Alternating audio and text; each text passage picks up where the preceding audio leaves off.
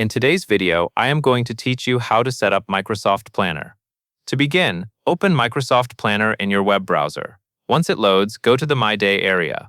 My Day is a helpful place to focus on what needs attention right now, and it is also a convenient starting point when you want to create something new.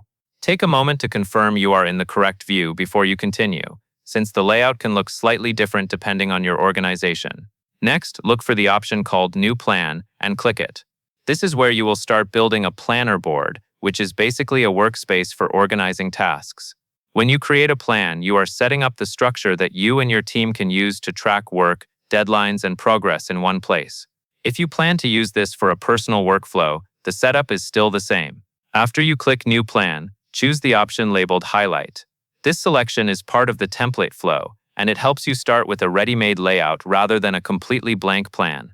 Using a template is a good idea when you want to save time and keep things consistent, especially if you are setting up a plan for a repeated process. Now click Use Template. This applies the template you just selected and prepares the plan for creation. At this point, it is worth slowing down briefly because the next choices affect who can see the plan and where it lives. You will then see an option to add to a group, and this is optional. If you add the plan to a group, it will be connected to a Microsoft 365 group, which is useful for team collaboration and shared ownership. If you are not sure, you can leave it ungrouped for now, especially if you want to keep the plan simple. Next, click Private. This sets the visibility of the plan so only approved people can access it. Private is a safe default when you are setting up a new plan and you want control over who can view tasks and details. Finally, click Create.